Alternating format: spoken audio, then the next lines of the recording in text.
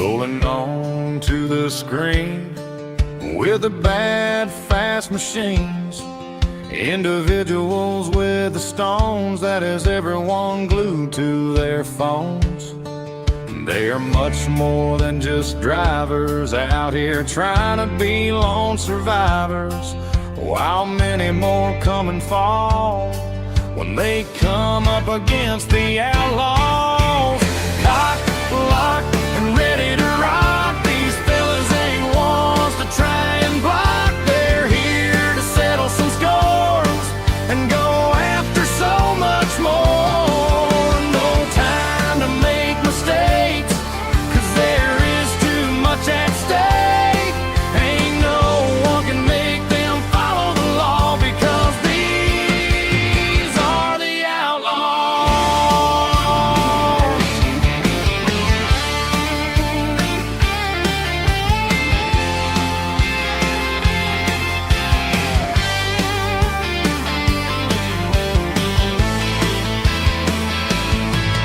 As the times fly on by, all drivers are looking past the sky. Since time is on their side, all they care about is getting in that top five. V8 motors still at full song. These folks are trolling along. As things start to heat up, it's time to aim the guns toward the cup.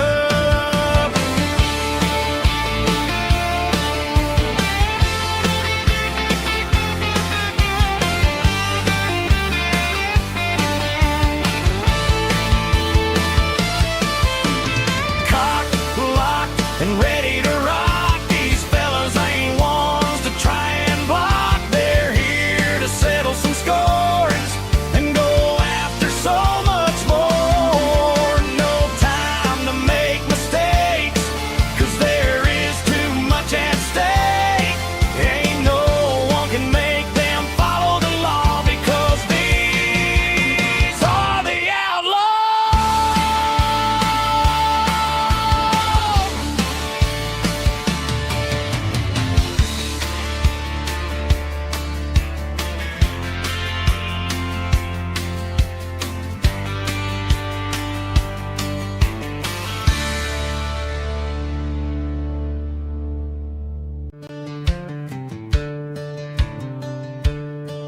Rolling on to the screen with the bad fast machines, individuals with the stones that has everyone glued to their phones.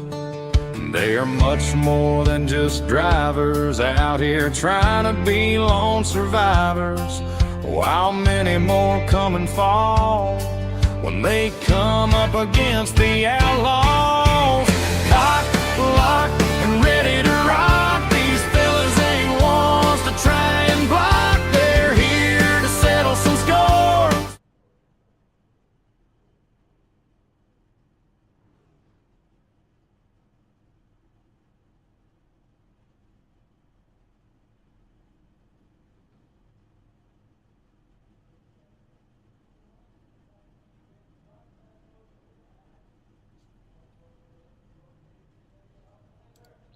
Though this track may be long but forgotten, it has not been the least bit tragically lost in the virtual world.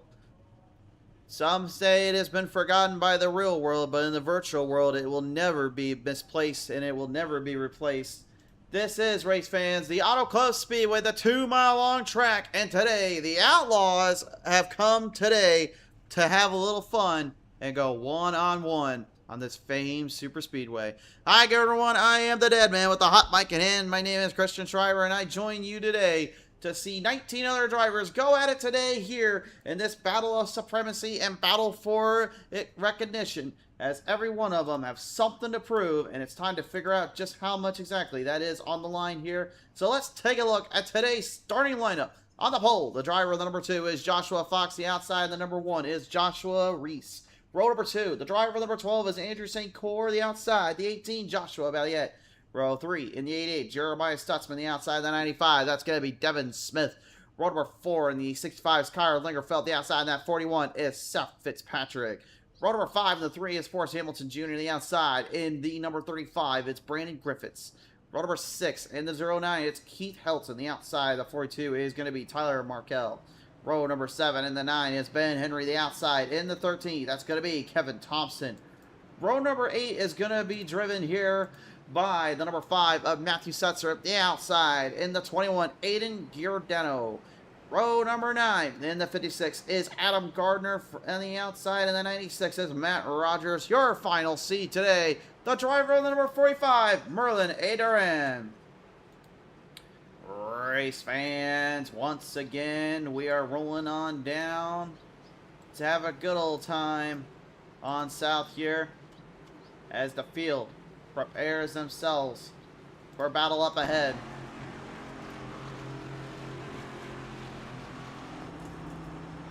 Which one of these drivers will be able to figure this place out quicker than the other? Which one will get the lines dialed in the fastest? You shall soon see. 2 miles in length. Almost an exact replica of the old Michigan International Speedway. This old famed track is one of, if not the fastest tracks out on the circuit. And today with these drivers, they're going to have to deal with some 14-degree banking and corners that will definitely knock their cars stiff at times. It is time to settle down and get down into it here, race fans. As they lead them down, it'll be Joshua Fox and Joshua Reese leading us to the lanes. Off the line to the start. Here we go. It is showtime at the Auto Club Speedway.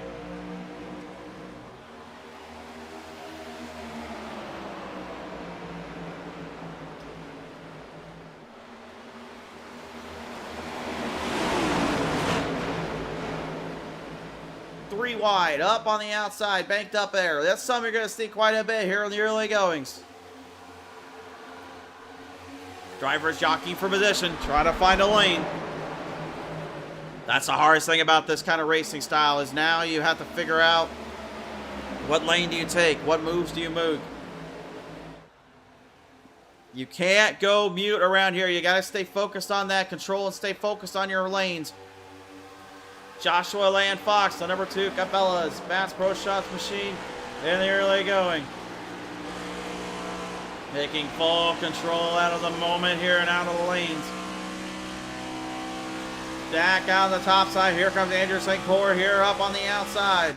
The number 12 on the inside, dialing it up. It is now beast mode of the 12 camp, now putting this team to good use. He's got some fans joining us here today as well in this case. The old dead man is chatting up in there. Mary E has joined us here for the race. Christopher Cassette said, love the music. Thank you, Christopher. Wasn't the easiest thing to put together. And BMAX says, good luck, Andrew, in the number 12.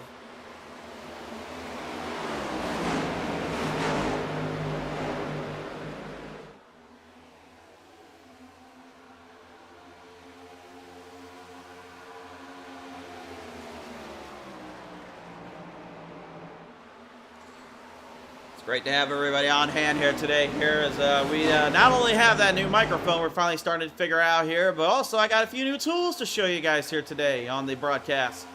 I'll bring them up when we get to them, but right now we are currently in a bit of a dogfight here from each driver. As you see in the mid-pack madness shoot, you've got the 18 of Joshua Belliette dealing with Joshua Reese, Kyle Lingerfeld, Forrest Hamilton Jr., Seth Patrick, and Kevin Thompson all in the mix here as they are digging them 3 wide down off turn number 2. You can't just expect the driver to lay off for you or lay low. They're going to push you to your limit. They're going to make you hunt for every position you got. Down to the inside. Lingerfeld. Ooh, he's putting some speed in between him and the 1 and the 3. Oh, but he put it a little quick up to the top side there with the number 13 of Thompson.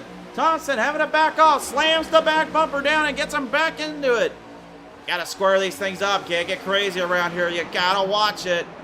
Oh, he did not watch it. He said, oh no, I'm out to race and I'm out to play. Andrew right now currently using the dirty airflow of the traffic to his advantage, keeps his speed up, but again, that's only at the moment. The rest of the field, well, let's just say they're not exactly going to give him an inch here. Guys like that 95 of Devin Smith and the Outlaws machine here having a good little hustle trying to build speed back up. But you notice, oh, hold on a minute, yellow on the track, yellow on the track. We got a problem down there for Brandon Griffiths. Looks like Brandon Griffiths and Keith Helton here having a little bit of a tussle down off turn number 4. That sends us to the Speed Zone TV Instant Replay, brought to you in part by the Outlaws Sim Series. Let's take a look at it. And, yep, right there you see it. Got way too below the bottom there on the white line. There's number 35 going down into it. Tags Helton as he came up.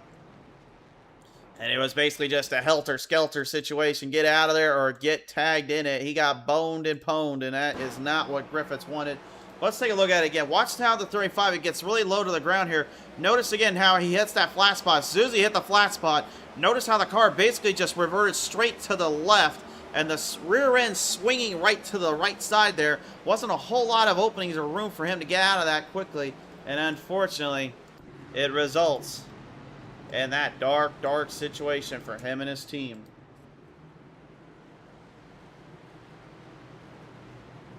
I said I had some new tools to show you guys today here. I was not lying. I'm going to give you guys a little glimpse of what we got going on today.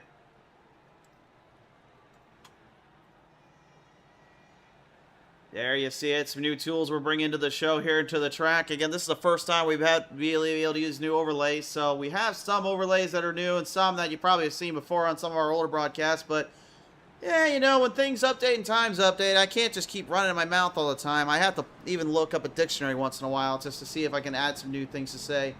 And right now, Andrew St. Cor here getting started in third here, currently in the first spot. Certainly going to have his work cut out for him here.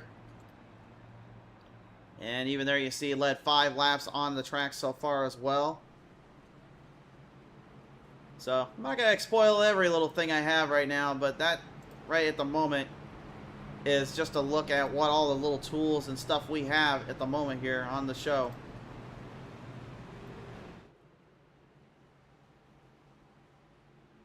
Sean Thompson, it says, let's go, Kevin, in the 13. All right, well, Thompson showing a little bit of love down to that number 13 driver, Kevin Thompson. And Thompson out of the gate, honestly, had quite his hands full there at the gate. Now, he currently is in a decent little position here.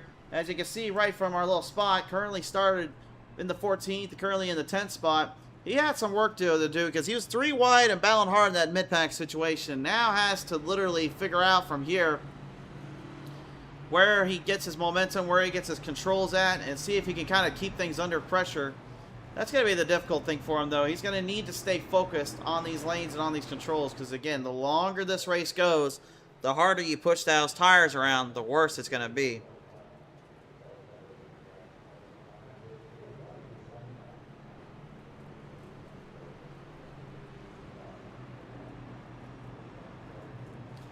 So St. Cor going to lead us down. Devin Smith going to be on the inside. Looks like Andrew opts to the outside.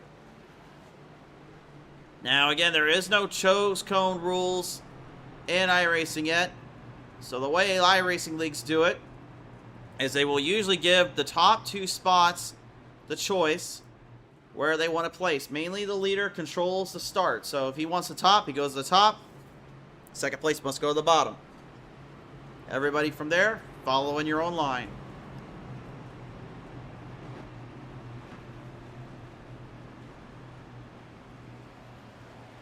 Andrew's still looking to get himself a good little finish in today here.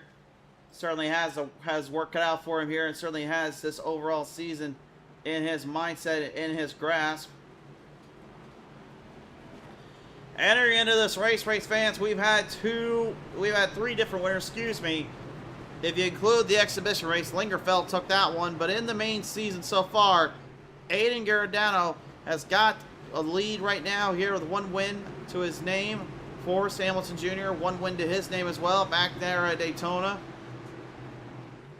And now certainly looking to put another new name on the face here is going to be that driver in the number 12, but that 95 is no slouch either. Keep your eye on him as we troll him back up to the starting ground into the Outlaws restart zone. It's green flag back out in the air, and here we go again.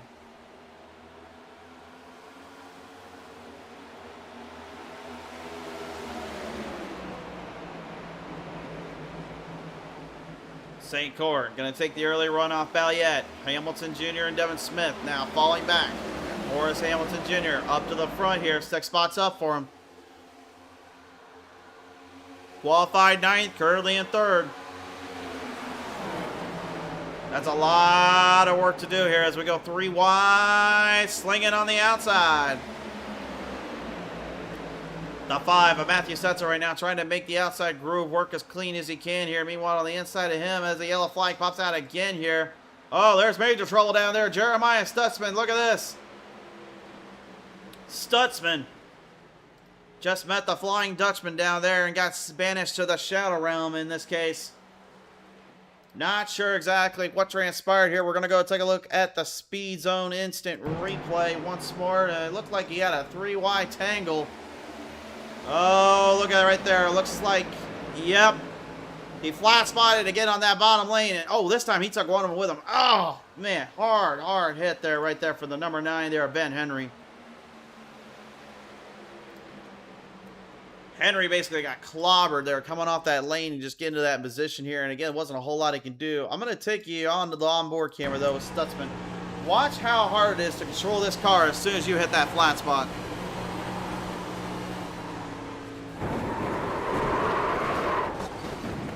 Trying to back out of it and trying to get himself out of that mess. And the next thing you know, pretty much just find yourself in every which way to Sunday.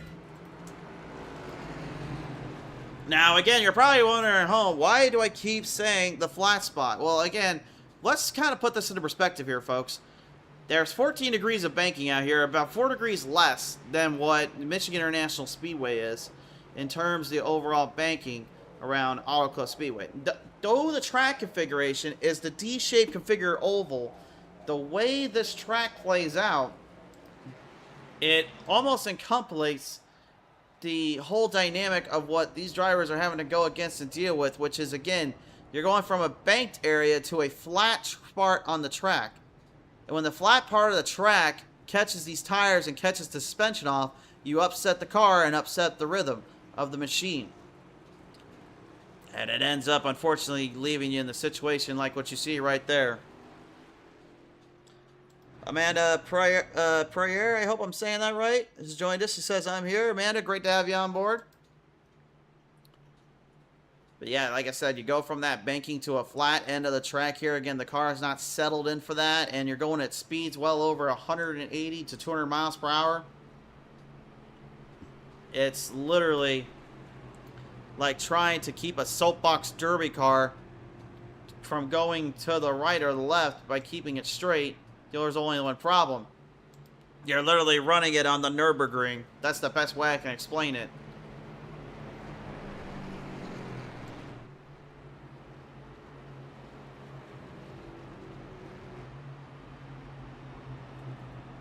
And with this car too, especially, I mean, I think everyone by now knows I do. I have a very big disdain for this car, honestly. And it's nothing to do with the way, you know, the manufacturers and setups were done for the car. It has nothing to do with it. My disdain for this car boils back to one simple glaring issue for me.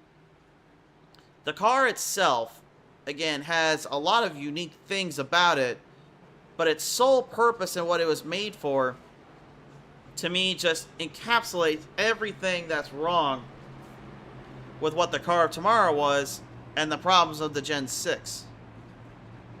It's like somehow they made two things worse out of the other. And Amanda says, I'm here for that 96. Well, that 96 right now, Matt Rogers, he's not too far out of it right now, the Sunbelt rental machine. So I qualified 18 today, but he is currently in the 14th spot. He has shown speed before, though. Keep your eye on that Toyota driver, though. I think he may have something for us. Ben Henry right now, the only driver still not out of pit road, it looks like. Looks like he's done for the night. Mechanical problems coming after that massive collision there with Stutzman. I know Henry probably is not too thrilled about not being able to get back out there, but there's not a whole lot that Stutzman can do. Again, once you got loose like that, he was probably hoping he was going to avoid other drivers and avoid trouble, and that did not be the case there.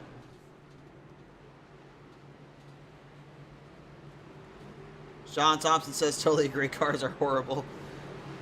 Well, I say that, and I literally have even seen this car in person. Literally, the track that NASCAR is going to right now here is literally in my hometown area. About 40 minutes down the road, I should say. But still, it's my hometown. Let's give me a break. But giving him a break anyway, let's get back to it. Green flag back off from the break and on down the run. It's Andrew St. Cyr leading us down.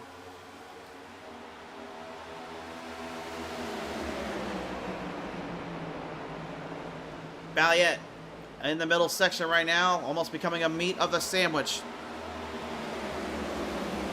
Trying to stay away from the 3 and the 95. Meanwhile, from behind, it's a do or die for some of these drivers as they are all scratching and clawing for position.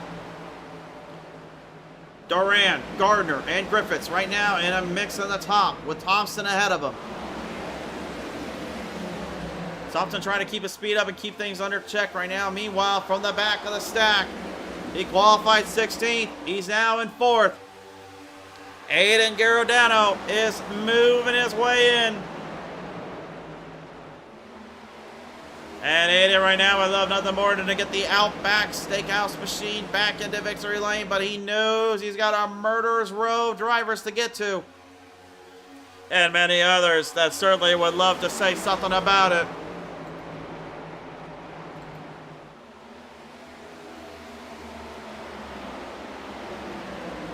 Field stacking up a bit right now as everybody just tries to jockey for position, trying to hold their lanes and maintain distance. Matthew Setzer in the number 5. Currently in the 10th spot, qualified 15th. Got some good speed on that outside. Now, that's something I want to talk about too. Again, this track, multi-groove. The bottom, middle, and outside, there's run there. But where you're going to see the drivers, in my opinion, get the best amount of speed, the most control, I think, honestly, is going to be towards the bottom. You're going to see a lot of drivers try to use that outside lane to, again, catch the bottom lane off guard, try to defend them off, try to keep things under control.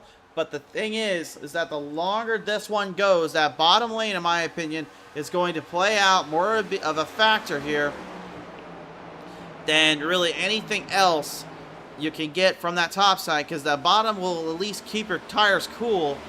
Driving all the way that outside lane, the tires heat up quite a bit more, and they will get a little bit heavier on the controls.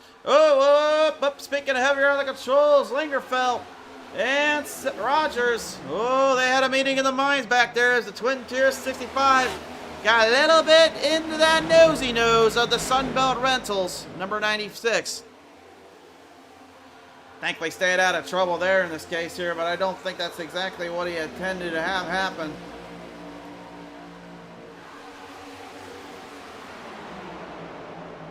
And Lingerfeld out of the gate early on here, falling back early, but probably not out of tuition. More or less, I think it's kind of out of the fact that he just basically had a lot of things out of his control. And gets out of that draft line zone there, and that's going to cost him even more time. It's going to open up door for Matt Rogers here as Rogers stays up to the outside, look in the middle, shoots the gap. There comes Tyler Markell. And Tyler going to keep him 3 wide down the front straightaway as they push him on down to the gap. This is some solid racing out of the gate from these Outlaw boys.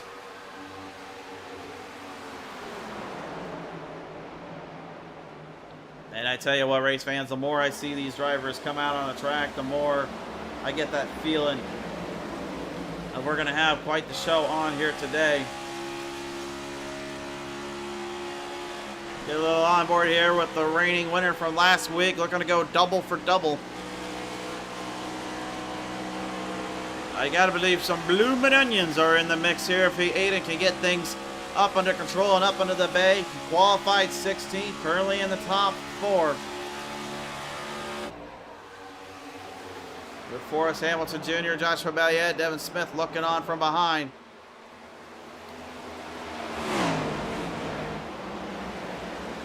Smith seems like, honestly, he might be getting a little bit more speed off those exits, a little bit more on the controls like I thought they would on that outside groove.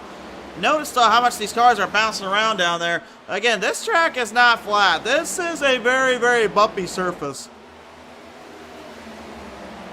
And again, the more those bumps keep coming around, the more it gets really harder to hang on to those runs and hang on to those controls, especially when things get into the later stages.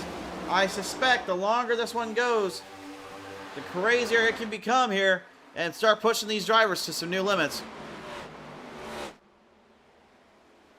Coming right in your living room, right off the distance, into the corners.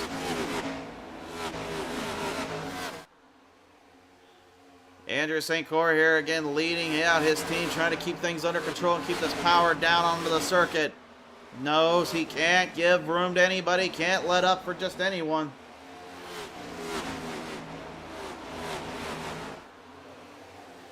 Up to the front half now, we look at Keith Helton of the 09, the catch-22. Earlier on, got himself in a little bit of a wreck, got himself into some problems. Now, just probably regaining his bearings, keeping things under control, and trying to stay focused here.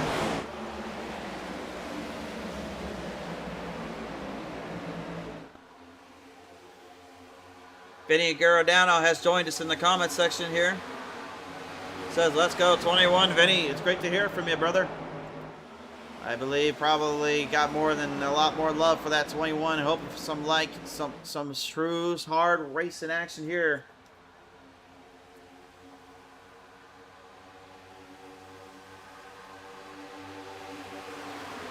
Joshua Balliet, Devin Smith here, still trying to get there to Andrew St. Croix. It is now time, race fans, to take a look at our track Delta timesheets. And honestly, that's one thing I love about that Delta timesheet here is, again, we look at how the way this race is playing out, how things are going at the moment. This really, to me, is the best way to say, hey, is my line faster than the other, or am I getting anything off from it, or am I able to keep things consistent? You know, in racing, I always say racing is a science, and it's basically whoever masters the science with just a little bit of luck, they are the ones that can truly make good and do with what they perform out on the track. I know it seems like it's just some good old boys racing, some hard racing action out there, but in the end of the day, these drivers are putting man versus machine and technical prowess up against a track and then up against other drivers. It's like a story. The story needs to be told. And only the ones that can tell the story proper are those that are out on that track delivering what they need to for the narrator to speak. As you can see right now, Core is not out of the woods yet. Balliet, Hamilton are all in the hunt and all in that mix here as you see the sea of green. And if I'm Core right now, I definitely got to be getting that thing dialed up a little bit faster here. Can't be giving any room to these drivers and can't let up on anything.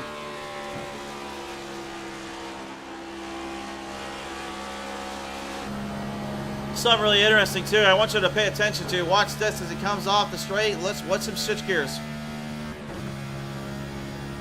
You may have noticed that when he entered in the turn, he actually went down into fourth really quickly. Again, it's not something you usually see on ovals, as a driver having to switch through gears. But we got to keep in mind, again, this car is unlike any other here. With that sequential shifter and 5 gears you get to play with, again, it's a lot harder to really dial up and dial things in here, all things considered. But when you got the car as much speed as you can to rotate and around the turns and get more momentum going, why would you not do what you do there?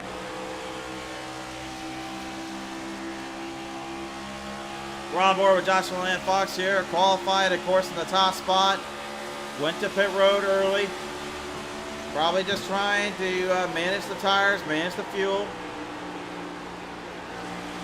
Dare I say, though, very, very interesting call on his part to go that far back immediately early on and not have to be up to the front place, though he did have some trouble there with St. Croix earlier.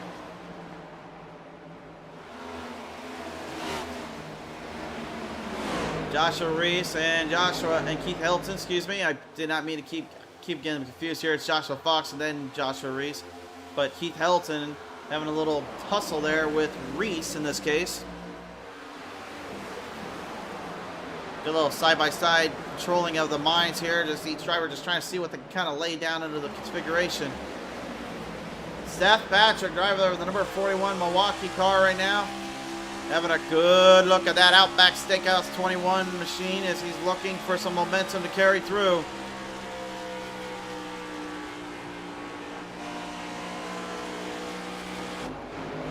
And it's really wild to me, honestly, to see just how hard and how far that the leaders from the front pack to the mid stack are doing battle with one another. But the biggest issue I'm seeing again is what I've always feared.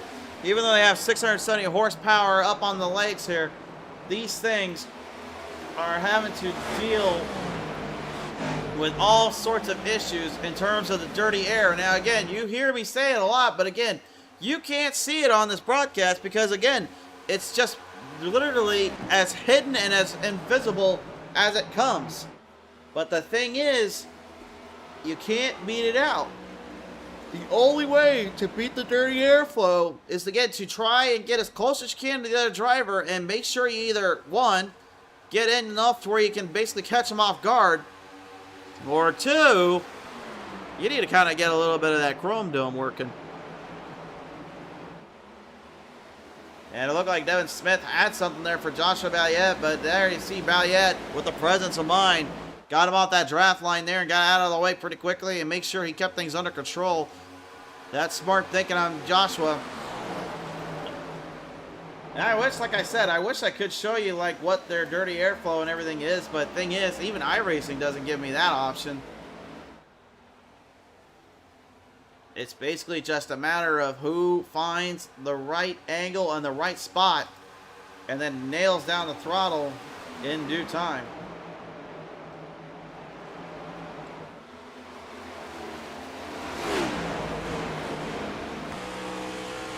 Get a onboard camera here for us. Hamilton Jr. here is at the moment only one win to his name, but that was the first one of the season. Now looking more than ever to get another one in, but he knows there's a lot of drivers right now that he's currently dealing with and trying to put up against. I will be very curious though when we get into the later stages of this run, when we have to go to pit road, which drivers take fuel, which drivers take tires, because again, everyone's going to have to take tires and fuel. But ultimately, when do you take it? When is the right time? When do you make the move? Because again, you're battling hard for position and jockeying for hard runs. At the end of the day, you're not the race leader. That is currently the 12. Do you try to wait it out and try to catch him off guard by getting in and getting out quickly a lap before or ahead of him? Timing is everything here. And again, if you're working with a team, you then got to think about your other teammates. Do you try to work with them, try to keep your speed up, or do you just try to stay more in line and in check with what's going on? That's a very tough deal and a raw spot to have to put yourself in. Elizabeth Giordano has joined us as well. She says, go, Aiden, go. Elizabeth, thank you so much for joining on in. Devin Smith up on the top, still scratching and clawing right now as the lone Canadian still leads him. Balliet not able to keep Devin at bay here. Aiden right now, honestly, again, he qualified in the back stack, had it going from pit road and basically come back out to basically a whole bunch of drivers kind of putting themselves into a bad spot. And now literally having to look on at his overall situation and realize like what is going down and what he got himself into. I gotta believe as a driver, that's just the most frustrating thing. Realizing he could have been the #1 spot right now had he just been able to qualify a little bit better. But maybe in some ways, maybe it works out that way. Maybe that's what he wanted. Maybe he wanted to be further back in case these drivers did do something crazy out of the gate and he wasn't the one involved in it. That, I would say, it's pretty impressive. Nevertheless, though, still a lot of work to be done. Still a lot of work to be had. Up on the back bumper there, Kevin Thompson getting a little love tap there from Matthew Setzer.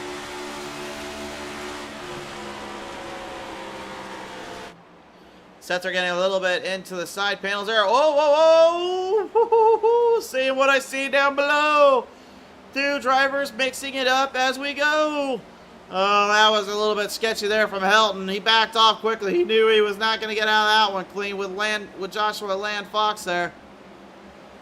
Oh, the old Foxtrot almost went to Fox Not. And Lingerfeld just capitalizing on Helton's mistake, but I gotta believe he's probably checking his pants a little bit too from that one. That's all I know. I definitely would be at that point. I'd be like, heck no, ain't no way I just got out of that one scot-free. Take a look at our battle going on. Two-car battle up for position. Devin Smith, Joshua Balliet, and Aiden Giordano, and Forrest Hamilton Jr. And this has been a great battle back and forth as well for that second, third, and fourth spots respectively. And even that top 5 position has been pretty much coveted by Hamilton or Aiden. But still, I think this is honestly what that 12 was hoping for and just wants to keep it going. Just let everybody basically do their own thing and let them do their own stuff. And not worry about the rest.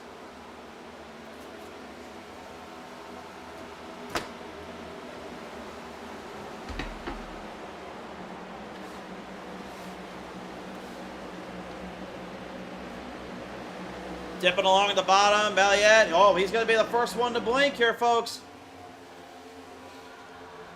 The 18 is in pit road.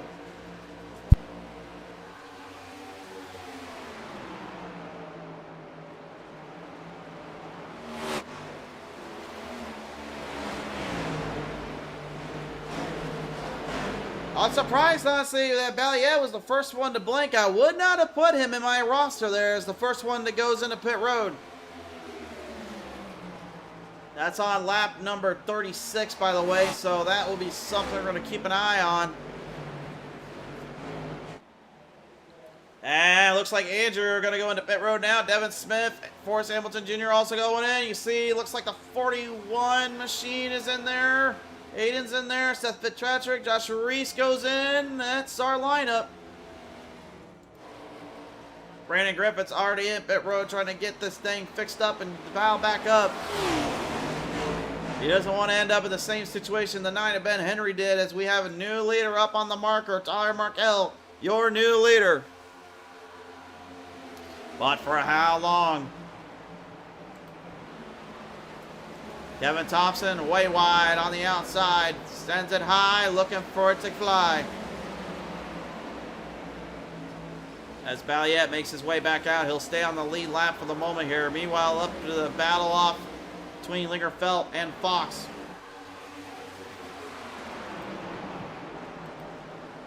Oh, contact! Major hit and clip there by Setzer, and Lingerfeld, he can't save it, he's in the wall. Oh, no. Yellow out on the track, and Lingerfeld, oh, he cannot be a happy camper inside that cockpit right now.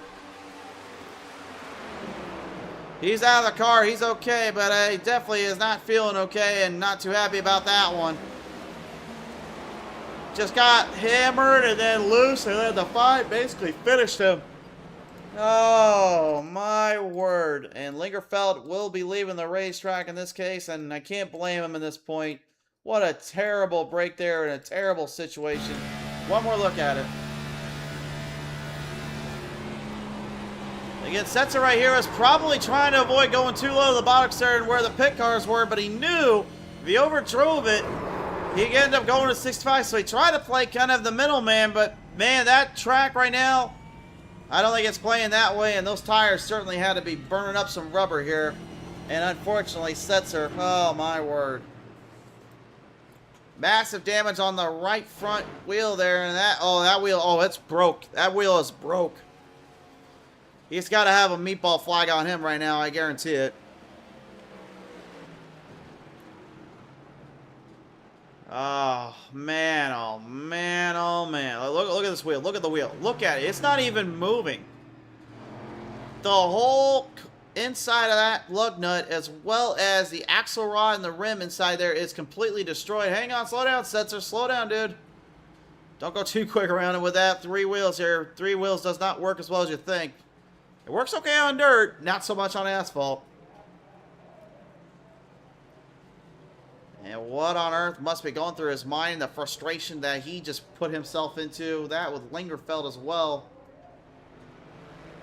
He's going to try to get into pit road, and no, that didn't quite go according to plan. You can see how bad that wheel is broke, man. Oh, my word. I don't recall if they have instant repairs or not. We'll see if he does here. I don't think he does. No, I don't think they have instant repairs down there. That's going to be a lot of damage to fix up on that wheel, and my word, he's not going to be a happy camper either. But in that case, like, what do you do? Like, as a driver, you're trying so hard to battle off and battle back through everything, trying to keep things under control. And to those that went into pit road, I mean, that couldn't have played out any better for them in the caution spot-wise. But that now brings me to my next question, which is, how long do their pit lap times and all that last? Let's find out. I said I had some new tools here, guys. I have showed you new tools, and Christopher, it's great to hear from you again. He is from Citadel Next Gens as well, race fans. You'll see them run here on Sunday mornings, and if you're also interested, feel free to tag them along there. But don't worry there, Chris. I've got this little tool you're seeing in front of you. That'll be on our broadcast there for you soon. But I want to look at the pit times right here for a second. So a pit lap right there, it goes on number 37. Pit time was 11.216 seconds. So that was all. So that should have been, if I'm doing my calculations correctly, that should have been at the very least right sides and fuel. Because it looks like a full lap in there is going to be, yeah, it's kind of hard to tell. From what I can tell, though, it looks like it was a full set, it looks like it may have been a full set of tires and fuel. Yep, so I got word down there as well. Yeah, it is full tires and fuel, because I keep forgetting that they only have one lug nut they got to get off. Usually it's about a 16 to 14 second pit stop for the normal cars, but with this one lug nut, it throws my brain for a loop here.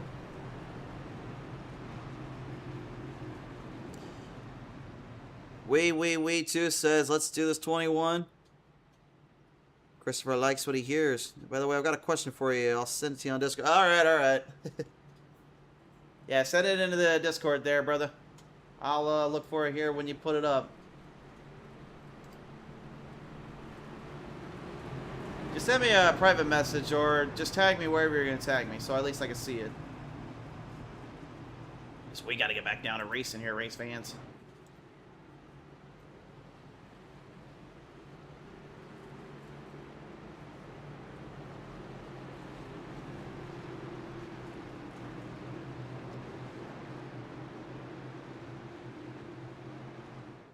Steady as she goes, lingering their way back around, on down to the front straightaway here once more. Green flag, back out in the air. Here we go.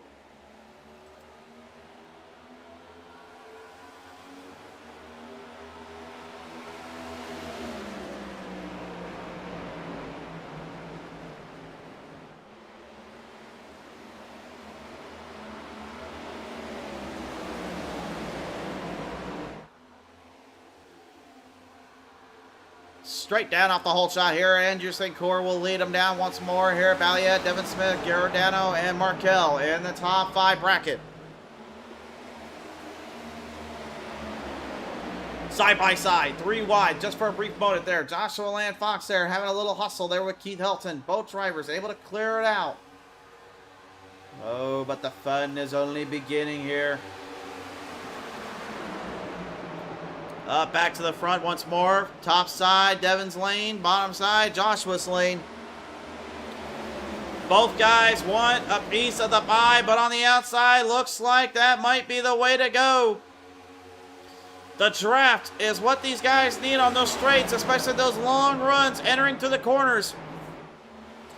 Balliet not getting the draft lane he wants. He's going to get a little bit more speed coming down off the outside. He's looking to try to make everybody work for it here, trying to get things under control. But again, Andrew just continues to muscle charge and push everybody around like it's no tomorrow. No one been able to keep things in place and see what they could do.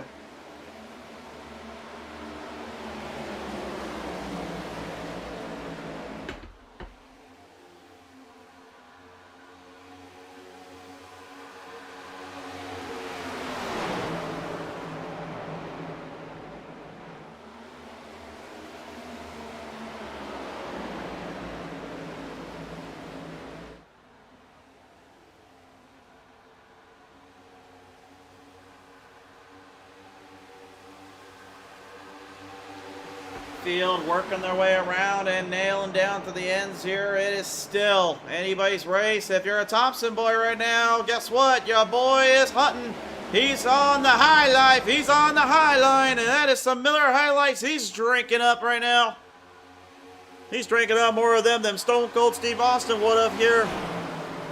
He is still trying to swing for the fences and throw some haymakers, but Aiden Giordano, as well as Joshua Belliette, all trying to get around to that 95 here. Devin Smith, while Andrew St. Court, well, at this point, he's probably found himself a new state to live in. He's not in California no more. He's somewhere else down in Portland, Oregon, I bet.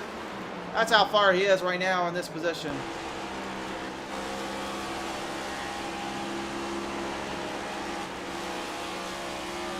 Oh, Thompson deep on the outside, now travels to the inside, looking for some speed. Lays claim to fame. He wants to take down the 21. He's having a little kangaroo dance down there with that 21, putting some feet and some muscle together. Throws a cold one to the 21, and that one did not, and that kangaroo didn't like what he sees. And that throws him back a few spots. I swear he got literally kangaroo good day USA jacked out of here. Good Lord. Keith Elton just basically said, hey, if you two are going to keep fighting with one another, I don't mind if I sneak in this one. Kind of something crazy to tell you guys right now as well. The field right now, currently, we have about 5 Chevys in this. The rest are Fords and Toyota. At the moment, no Chevys at all anywhere near the top 5 spots. Only one in the top 10. 2 of them, and Natalie, are out right now. It looks like maybe 3 as well, unless Brandon Griffiths can start building some speed back up. At the moment, currently it's Ford, Toyota, Ford and Toyota, your top 5. And again, it does matter as well what manufacturer you run and what you race out here, because again, you're representing for that manufacturer, for that loyalty here. The speeds themselves aren't generating anything extra with the car. It's not like a road course car where, like in the GT3s and GT4s and 2s, where certain cars have understeer versus oversteer and some have a little bit more run on the straights than versus the turns. No, these cars in this case, they're about as spec as they come, so that makes quite a bit of a difference here.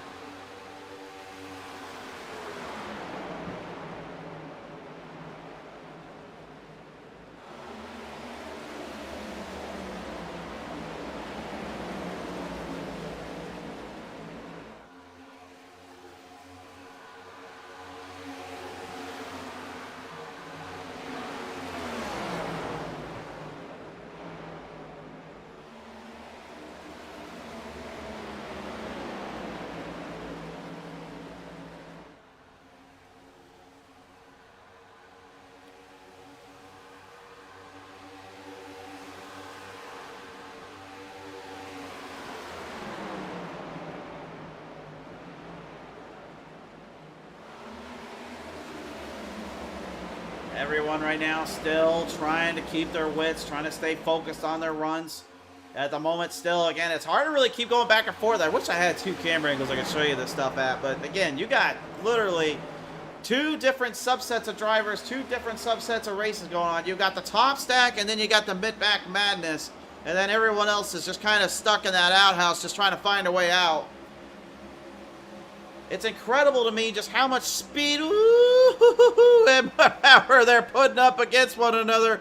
That was a beautifully nailed down in the back spot there from the 95. I don't know how Belliette feels, though, about getting tagged like that, though. He got whacked so hard that thing went straight forward and almost went a little bit closer to the wall than he's used to, I feel. And Belliette right now, looking on, realizes he needs to keep his momentum up and keep things under control. Goes back down the bottom lane here, looking for some controls up there. And I gotta be real with you guys again. I'm gonna be honest. I'm very impressed right now with this number 13 of Kevin Thompson. Again, I know I kind of put a little bit of a little drape on him earlier, but honestly, look at the way he's handling through the corners and look at the way he's nailing down into these ends. I know he's running a very similar line with that 95 Devin Smith is, but again, Thompson, in my opinion, had probably the harder of the runs because he qualified in 14th and having to make his way back into this fight, back into this spot, that certainly makes a huge difference in this case.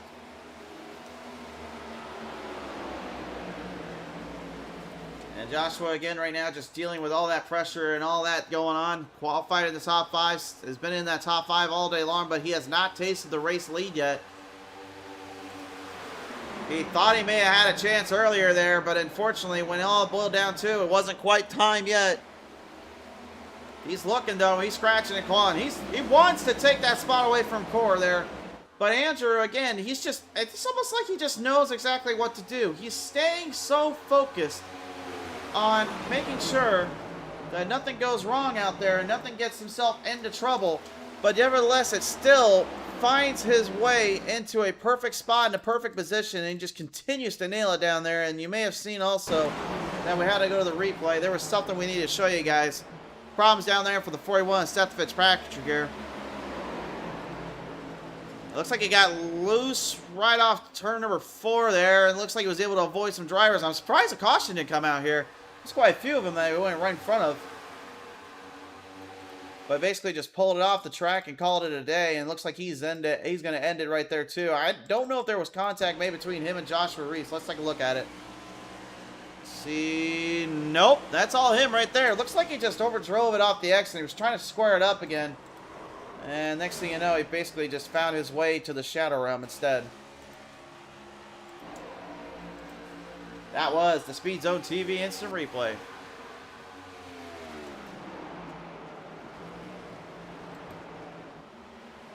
We'll try to look into the back of the pack right now here, get a look at our other drivers at the moment. We have still a few of them going at it. Merlin A. Duran started dead last. Right now, he's having a little bit of a hustle there with Gardner on his tail. He's got Matt Rogers right in front of him here, trying to make something work and trying to make good on his promise here.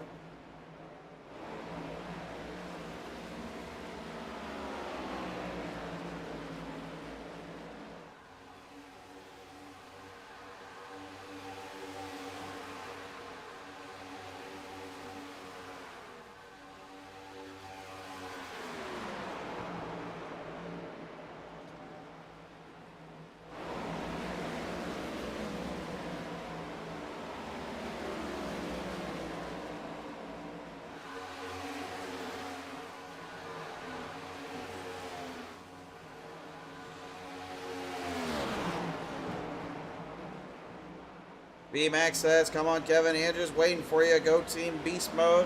Cassette says, love that green. Yeah, I gotta admit, that's a pretty solid looking green on that Matt Rogers scheme. I know there's a little funny story for race fans out there, though, and I'm not trying to curse Matt Rogers here, but there is a funny story with green in racing. Supposedly, the story goes, if you have green on your car, it's almost like having the number 13 on your car. It's like a little sign of bad luck, or almost kind of a superstition, if you will. Like, it says, like, in the superstition that you will not be able to do well with running green or any of that kind of scheme, but honestly, seems like Roger's doing just fine. Okay, he started way down the back, almost second to dead last, and yet he's in 12th right now. He's doing just fine, in my opinion. But yeah, that's something you race fans didn't know about, that there is superstitions to the number 13 and the green. And honestly, I don't know what they're talking about on the 13, because right now Thompson, well, let's just say he is nailing and hustling. Thompson, man, again, I don't know what it is. He's got something figured out around this track, though, and I feel like if he gets a little bit of a break or gets a little bit of a shot at it, I think Andrew might have some work to do here if he gets to him. I truly believe Thompson found something, and honestly, it's going to be interesting to see where it goes from here, because right now he's on the back of Joshua Balliet here. Balliet back up to the top side. Watch out down there for Smith. Smith backs off, gets it squared back up. Good driving on his part. Now the inside run, again, is getting more speed off the ends and off the exits, but the outside, you're carrying so much more momentum that it really gets himself some momentum. It really keeps things under control.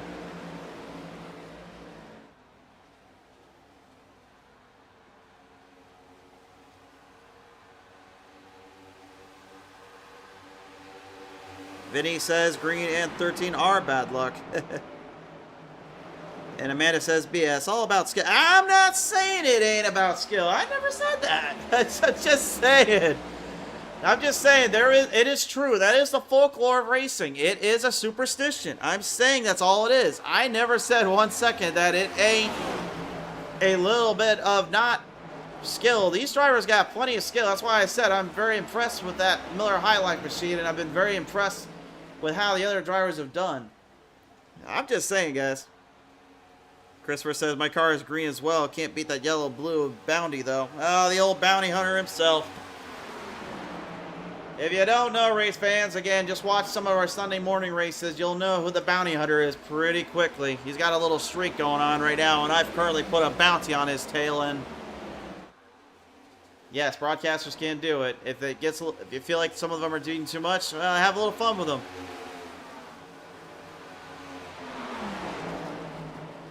Squaring up the momentum and dialing into the track right here at the moment. Number 2 Joshua Lamb Fox, all the way from the outhouse, scourging his way back into the top brackets.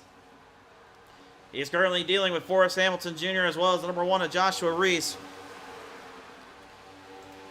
And honestly, been very impressed again with the way these drivers have maintained and handled themselves in this race. Especially considering how tough it is right now for these drivers to have to kind of put things together here. And looks like there's a problem down there for Stutzman. Well, I'm not sure what happened with the 88, but I can see him going in and out of my screen here. And again, that's not anything I did. I'm not hitting his lag switches down there. Here's what happened. I said earlier, the outside lane is high risk, high reward. Well, there's your risk. Again, the bottom lane, you're worried about bottom feeding too far down and going too far into the depths of the abyss. This one was basically just getting way too hard on the outside, not being able to square it up, and Stutzman realizing it as he got further into that run there. And what a terrible break there he found himself in. One more look at it. Everything looks good here. Again, it's just that slight subtlety. Again, this is one thing, too, about that car that we've always talked about. It's not a usual, subtle, smooth feeling. It's a very notchy feeling when you're running inside of these cockpits. Again, it's almost like you're basically turning a pirate ship. Is the best way I can explain it. Like you're feeling every little bit of those notches and feeling some of those waves every now and then. It's not a smooth turn. You can get it to be a smoother corner and turn, but then you lose some of that speed and power later on, especially when you're trying to deal with like road courses and other kind of stuffs of that variety. That's how tough these cars are to deal with.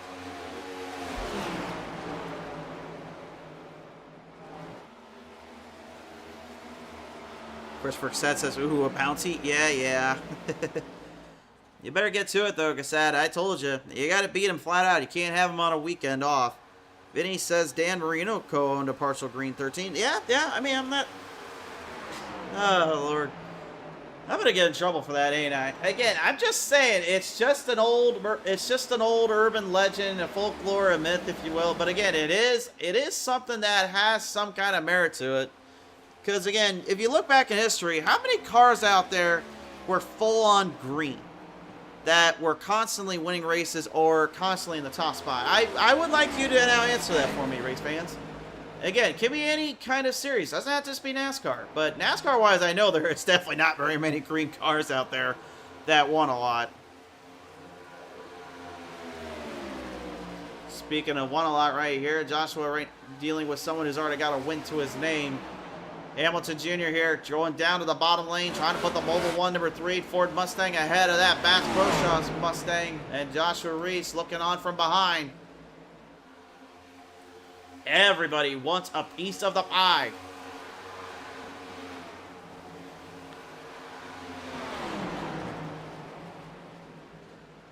Now that I think about it, I'll ask you, race fans, in the comments section below, what is truly the famous color in all of like motorsport in general? And you can throw it all you want at me, but the first one that always comes to my mind is the Ferrari red. That's the one that always comes to my mind.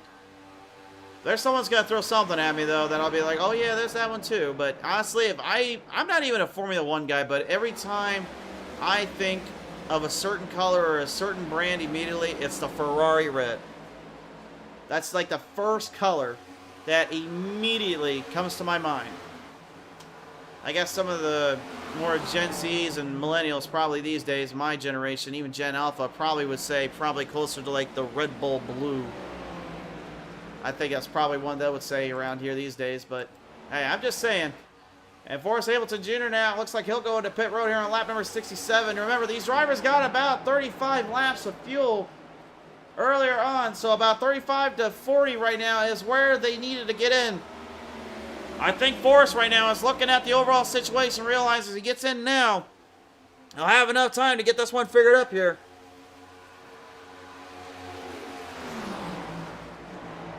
And Balliet right now trying to get back around Thompson, as Kevin Thompson has now got the lead, and he's looking to get to that 12. Let's take a look now at the time delta sheet. And there you see it right there. There is ground coverage gained. He's got something. But does he have enough to finish this one out?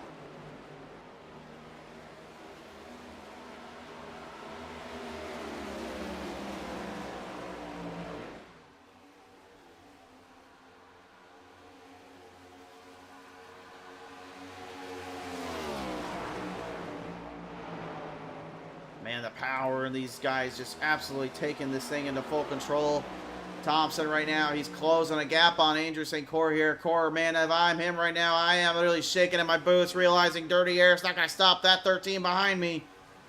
He's scratching and clawing and getting some speed. Look at that. Another 3. No, excuse me. That is going to be, he went from 2/10 gain to 400 gain there. That might be an Achilles heel here.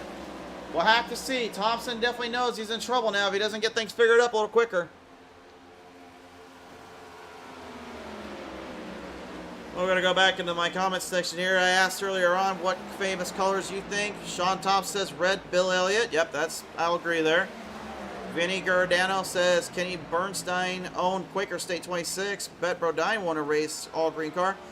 Okay, yeah, I'll give you that one. And I'll say this, sprint car racing wise, yeah, there's the famous green Quaker State machine. I'll give you that one. Andrew St. Cyr, Balliet, Gardner, Rogers are all on the pit road here. See what they got in store for us here. Let's keep an eye out here on Balliet and Cyr. I want to see what these two got here. I can't get a camera angle. There we go. See, right side's going on. Are they taking lefts?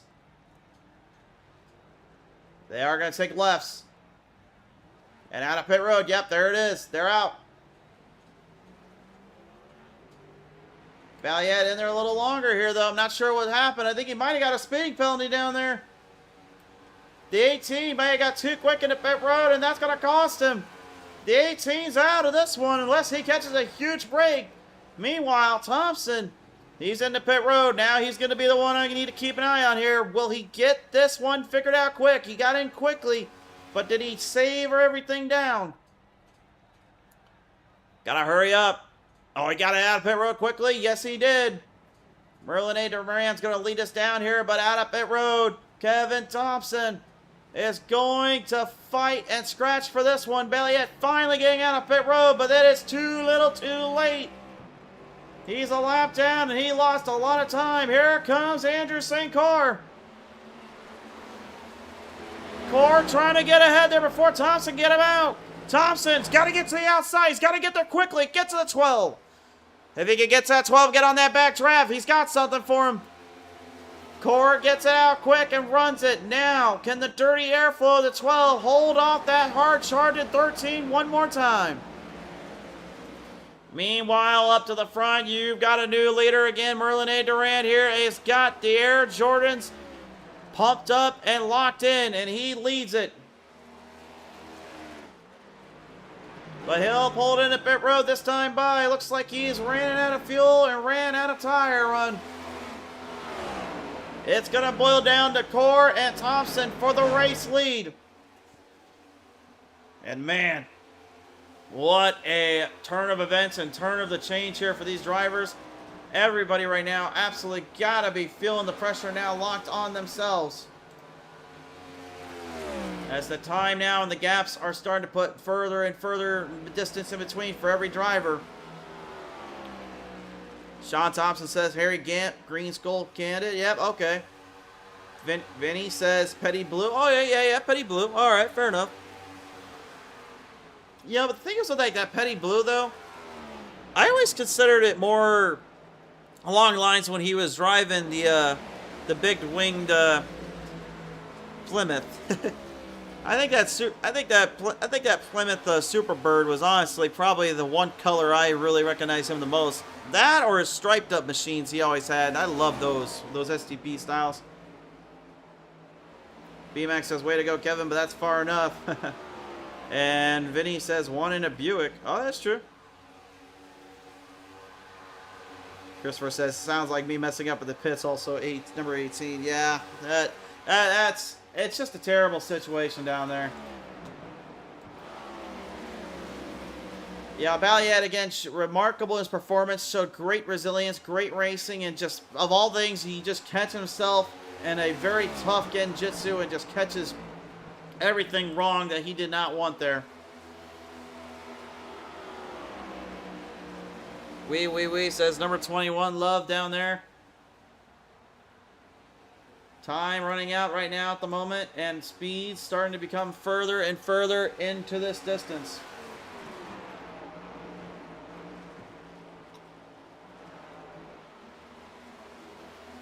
And looking at it right now, again, Thompson at the moment, currently, he's only gained about 1,500ths of a second. He's not getting much speed off core at the moment, but again, is he just saving his time? Is he biding his time, waiting for the right opportunity to strike? That's the big question I have right now for that 13. Is he just basically eyeing the situation? Is he looking at the overall presentation and realizing as long as he stays in that draft line with the 12 and stays focused on his racing line, he has something? That's the big picture here. Again, it's very, very difficult to know for sure because, again, he's looking at the overall situation, realizing the dilemma, knows what he's up against, knows what he's dealing with, and he's keeping time, honestly, on him as well, so it's not like he's losing him.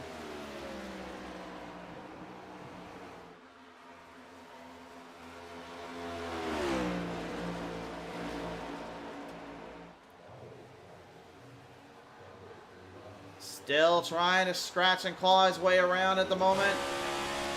Oh man, if I'm Andrew right now, I'm honestly just feeling sick to my stomach, realizing I got a hard charger coming quick for you.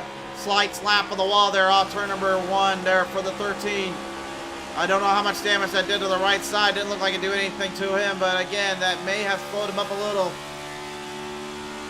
The problem with getting that draft line is that now you're having to match speeds up and trying to avoid going too hard into a corner, too hard on the lanes here. I'm going to try to focus on as many battles as I can, but again, that battle for the race lead is going to be locked and horned up here.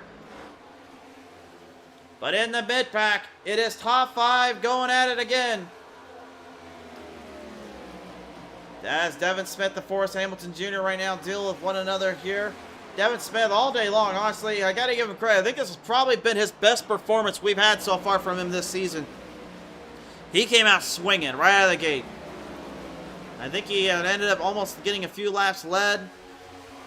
Basically started patrolling around the areas. He put Forrest Hamilton to shame. He put Balliet on his game plan and on his strategy.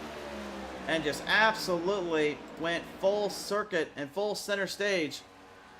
Out of this 100-lap race here, Andrew has led the most laps now, and now just added another one to his tally marker. And he's looking to finish this one strong, but if I've said this before, I will say it again.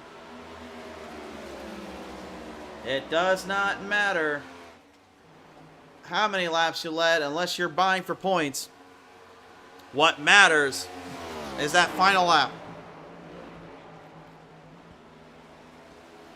Got this taught long ago here. That's why a lot of drivers, I think, need to learn the ropes in terms of remembering to spare the equipment. Don't get yourself into trouble. Only you have to worry about that last lap. The first lap, you don't win the race. The last lap, you do. And right now, you're seeing just how important and crucial it is to get to that last lap and hope for a break here. as we continue to doghorn down the field and everybody looking for lanes and looking for position.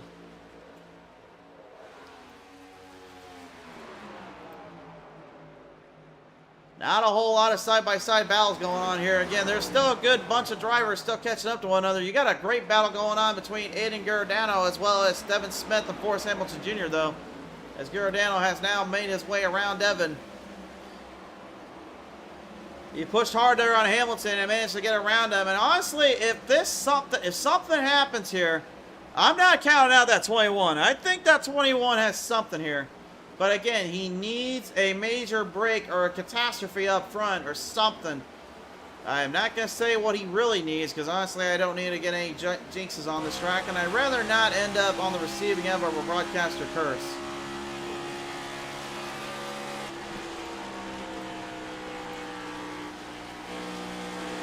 Gotta give credit's due to this number 2. Again, he had a great showing early out of the gate. Qualified first. Made sure he knew that he was going to really be the one to watch out for. Fell back a little early. Got himself in the top 3. Then fell back even further when he decided to go into pit road. And to be able to hold on to the top 10 spots and head into 6th. Very impressive in my opinion. And maybe just a thing and a sign of show of things to come for the rest of the season. If you're wondering where we're heading to next, race fans, well, I'll give you the rundown here and let you know right here and now. Next race we are at, you will be seeing it down at Charlotte Motor Speedway.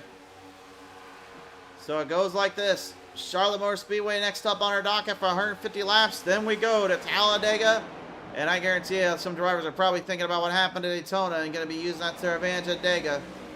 And then we take a little trip down to Phoenix, into Dover, and then the Glen, Watkins Glen. Bristol Motor Speedway will be after that, and then the Daytona night race to follow as well. That will be our lineup and our show for the time stamp here. And again, we will be covering the entire full season here. So if you haven't already, like and subscribe here and follow us up on our Facebook page. It helps out the YouTube channel as well as helps us out here in the booth. We appreciate it dearly. Thompson right now looks like whatever game plan he had in store, he needs to start putting it to good use because he's only got 15 laps left to do it. He does have some help behind him though. He's got Balliet as well as Stutzman giving him a little bit of help here.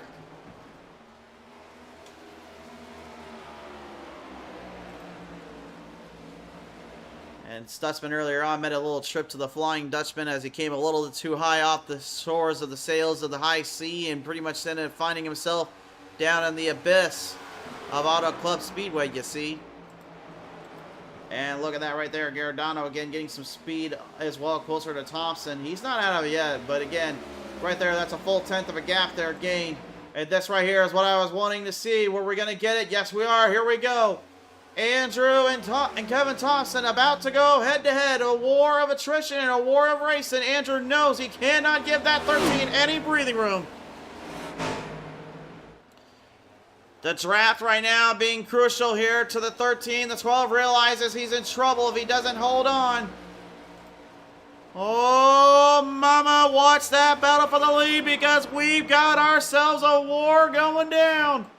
Andrew trying to hold the bottom, but up top side, looking to go flying high. The 13 still, oh, he slapped the wall off turn number 2. I thought maybe he had something there, but he overdrove it, and the rear end just stepping out just enough. It slowed him down just the slightest bit. Again, it's high risk and high reward up there, and he knows it. Oh, and Thompson sees now Andrew into the wall. Andrew getting a little too hard there on turn number 4. Zach said needs to dial it back again. Try to keep things squared up. Don't let the 13 get into your mind. Focus on the drive. Focus on the track. The only thing right now that's helping that 12 is the dirty airflow he's causing and generating from the bottom of that top side to that 13. Again, because they're running 2 different lines, there's 2 ways he's controlling position. It's not as egregious as Kansas back in 2020 in that playoff races between Harvick and Logano as well as Bowman joining in, or Byron, excuse me. But right now, This is still a very tough situation here. Andrew knows if he does not keep blocking and if he does not keep trying to put him in that position, it's going to be a tough one here.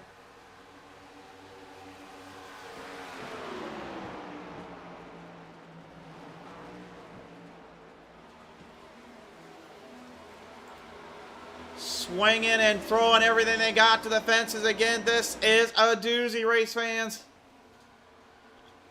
Thompson is doing everything he possibly can. He's going to stay to the outside. I'm surprised he doesn't try to maybe go to the bottom. Maybe try to stay right on that 12's back bumper and throw some haymakers.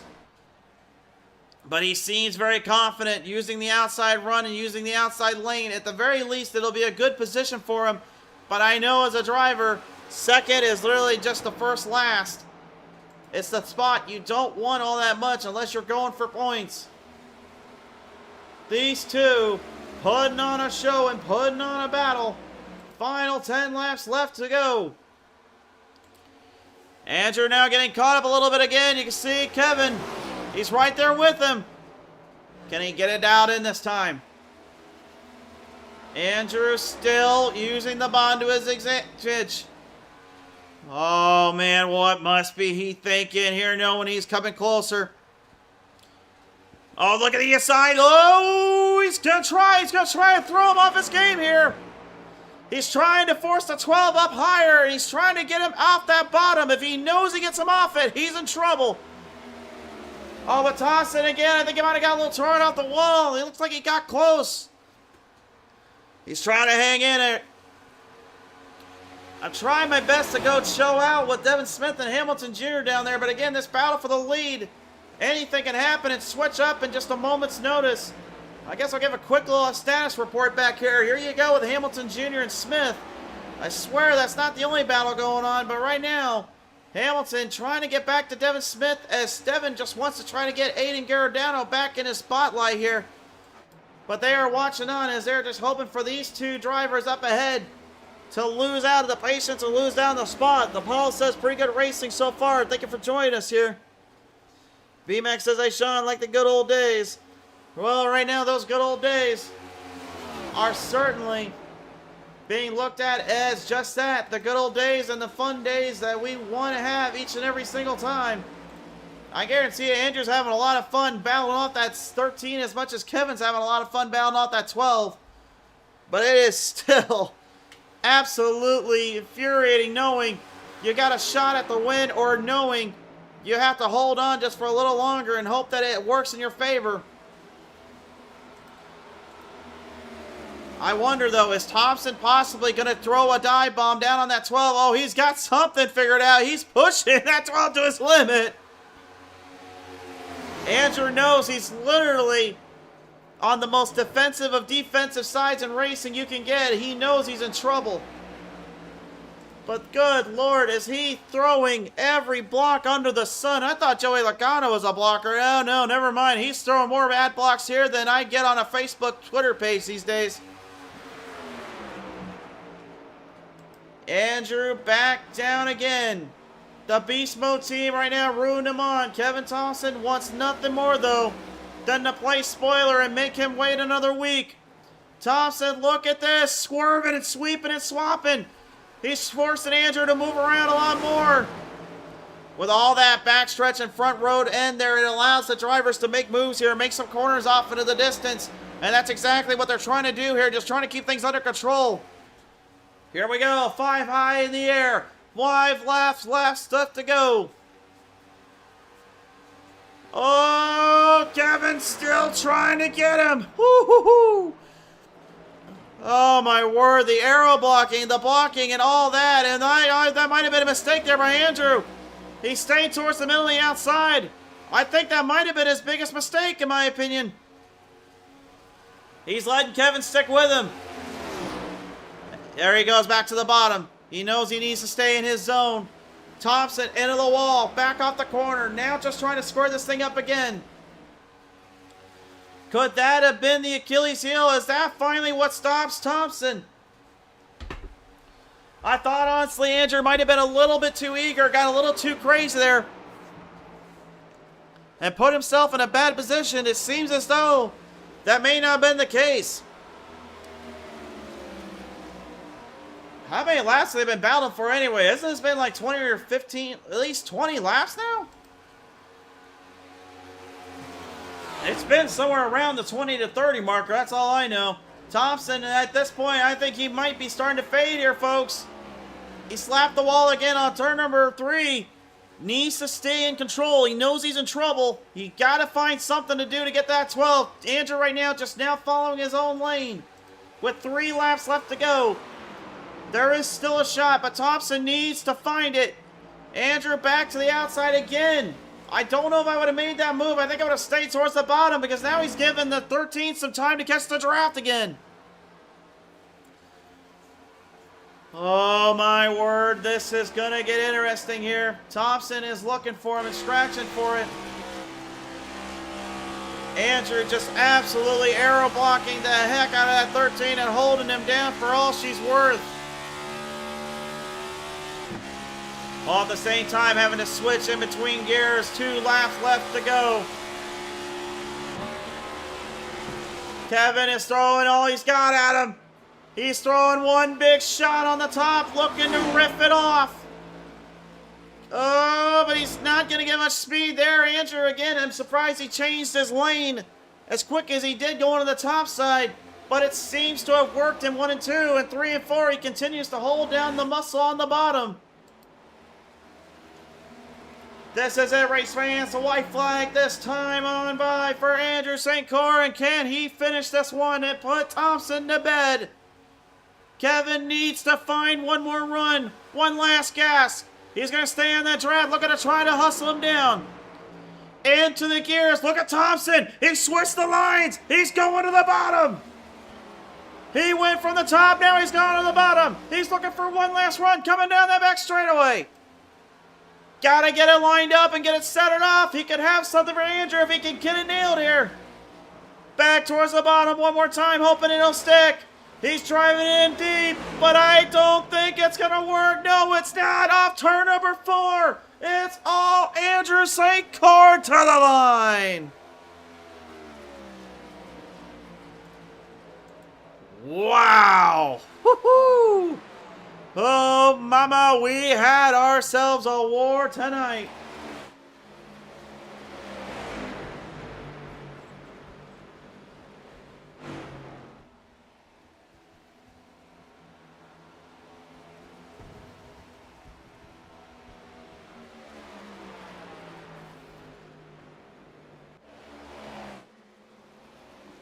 There he is, race fans.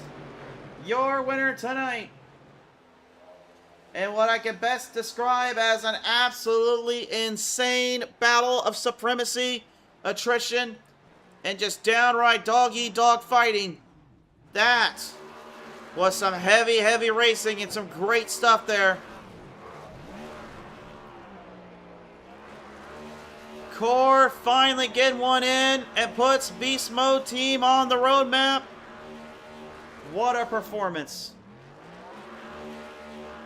But credit where credit is due to Kevin Thompson, my friends. He did not let the 12 run away or give him an inch. He gave it everything he had, and it just, unfortunately, came up a little short. Wasn't a whole lot he can do in this case. He's going to put her down into that victory lane. And he's going to be having a celebration here in a minute. Let's take a look now at the race results. Andrew St. Cyr, just barely holding down Kevin Thompson to the line.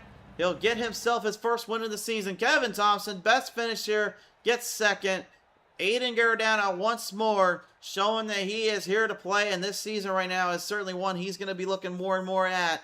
Devin Smith, a solid performance. He goes 4th for this one. Forrest Hamilton Jr., no surprise he got in that top 5, but what surprised me was how quick he was able to kind of stay in the top 10 bracket and never really left it. He kept things under control and just stayed focused. Joshua Fox, side qualifying first, still finishes as 6th, respectfully in my opinion. The number 1 of Joshua Reese going 7th. Man, did he have a long road on his end here today. But he manages to hold into our top 10 spot. Keith Helton, despite getting wrecked out early, He pretty much got that thing put back together, duct taped it good, and slammed down the door and went to work. And there you go. That's what she did there for him. Adam Gardner getting himself another top 10.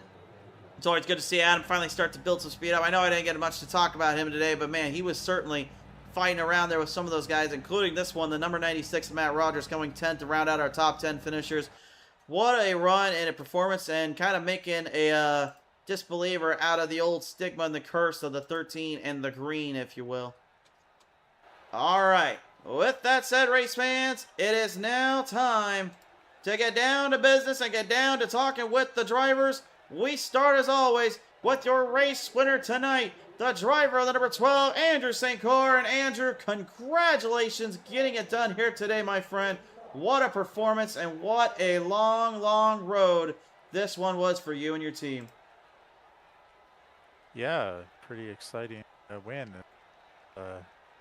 Hard fought. Had me sweating at the end for sure. Sweating at the end for sure, and a long, drawn-out battle and position you had to deal with here. I mean, I got to ask you, Andrew, how in the heck were you able to maneuver that thing around and steer that thing as much as you could, considering that Kevin was really using the outside lane and you were using the bottom, and you had to basically try to get him off that draft? How was it inside that cockpit just trying to make it work through that? Well, I think clean air makes a big difference, right? I'm able to, I think the plan in 1 and 2 is definitely to take a wider arc and try to straight off. If you get clean air, you're going to be able to stay in front of the car behind you, even if they're running the wall. For the most part. A couple times he got close, and I tried to rip the wall, and I was just chatting with him. And he got a whiff of dirty air pretty good, so he couldn't do anything. So I kind of had that in my back pocket, that I felt as though if he got a good run down the front stretch, I was going to run the wall and try to make him go under me. And knowing that he was running the wall the whole time, or most of it, I didn't know what he would have to go low to try to clear me. But I still knew I could. So anyway, I at the end of the day, clean air is king, and that's literally how this race went tonight. Nobody could really get close because I was in clean air and they weren't. So yeah, anyway, it was good. It was a good race, a lot of fun. Indeed, it was a lot of fun. A lot of fun to call that last bit. Andrew, you have a lot of fans that have been in that comment section waiting to get this one in, buddy. Who are we thinking today? Well, got to thank my teammates first and foremost, Kev and Adam, and the rest of the guys there in the BMP chat. And thanks for the broadcast. This is my first time up here this year, first time being interviewed by you. So I appreciate everything you're doing, and I look forward to going back and watching the race. And, shout out to everybody watching there tonight. BMAC, I suspect, is probably watching, so shout out to her. And a special shout out to my my brother and his family today. They had unfortunately had to put down their pup, and pretty sad day for them. So that's pretty well it. Thank you. For sure, there, a little light at the end of the tunnel, getting you down to victory lane. Don't be a stranger. Come visit us some more here, Andrew. Congratulations getting it done here today. Thank you. Have a good night. You too. Ladies and gentlemen, your winner tonight, the number 12, Andrew St. Clair. Well, we now chat up with our second place finisher here today, driver the number 13, Kevin Thompson. And Kevin, my word, good sir, did you have a murderer's row of racing today? You had to go. You started 14th. You come home today in second. Talk me through this one real quick. Yeah, it was a hard-fought race. You had to save a little bit of tire at the beginning, but other than that, dirty air was can't say the word. Want to keep it PG. It was just bad. Sitting there racing with my teammate for the last few laps. When he went to the top, I couldn't do anything.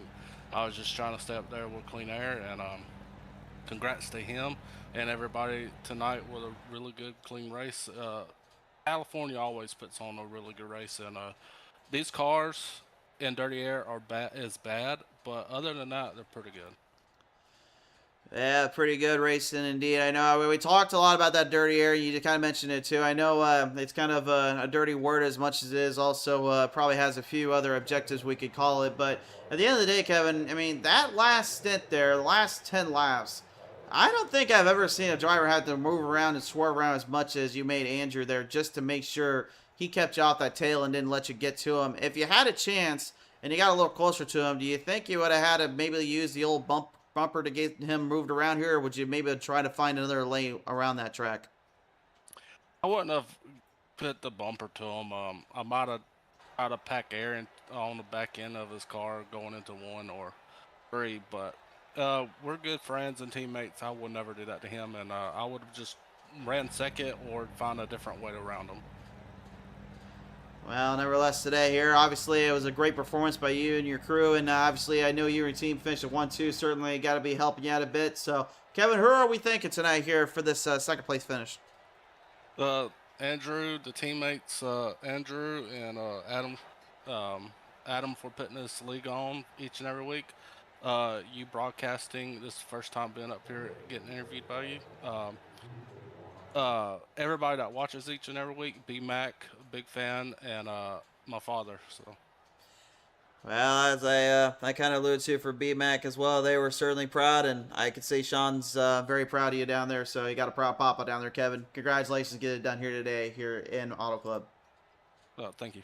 Ladies and gentlemen, your second place finisher here tonight, the driver number 13, Kevin Thompson. And, well, he hasn't been a stranger to us very long, race fans. He now joins us here as well. Your third place finisher, Aiden Giordano. And, Aiden, whoop, boy, good sir, you had a lot of trouble out of the gate having to start from the back stack there and in, I believe from pit road too. Early caution comes out, and from there, you just turned on the burners, didn't you? Oh, yeah, I mean, I didn't have much practice for this race, so I didn't have a lot of high expectations coming into it. So, you know, to have the drive that I did today that I didn't think I would have was kind of impressive. So, you know, just proud of my performance and how I did today. Definitely proud of the performance, proud of the situation. I know you had a lot of fans rooting you on too, and I'll ask this too as well, Aiden. I mean, you had, I believe it was probably that last stint there from pit cycle. You're about 6th or 7th back. You managed to scratch your way back in, have to deal with Hamilton Jr., then you dealt with Devin Smith, and just talk me through like what it was like having to try and find a couple of ways around those two and still be able to avoid the dirty airflow that was caused up from the leaders earlier. I mean, it was definitely hard to make passes all race just because, you know, you go to the bottom, you get the momentum off the bottom lane, and the guy on the top's already got momentum, so he's shooting by you. So it's just kind of hard when the car in front of you is running the top, and you go to make a pass on the bottom. It's just very difficult in these cars to make passes, and if you do, it's probably going to be under tire saving. I would assume so.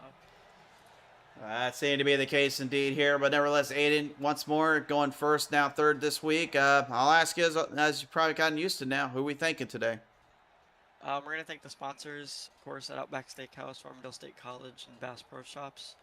We're going to thank the boys at the JFM Race Shop this week. We're going to thank Josh Fox, Josh Reese, Devin Smith, Forrest Hamilton, and honorary JFM member Brandon Griffiths, and my family for continuing to support me and watch me every week. For sure there. Well, Aiden, man, what a performance and great racing showcase from you here today. Congratulations getting your top 3 in today, sir. Thank you so much.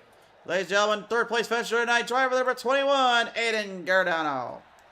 Well, that's about it for me, race fans. I hope things went well here on the mic, and I hope you liked some of the new overlays we had. What a performance in a race today here at Auto Club Speedway. What a call and what a show. We will be back once more next week again. We're setting it down to Charlotte Motor Speedway. But until then, for the rest of us here at Speed Zone TV, take care of yourselves, everyone. Be safe. God bless. Have a wonderful night from us here on the show.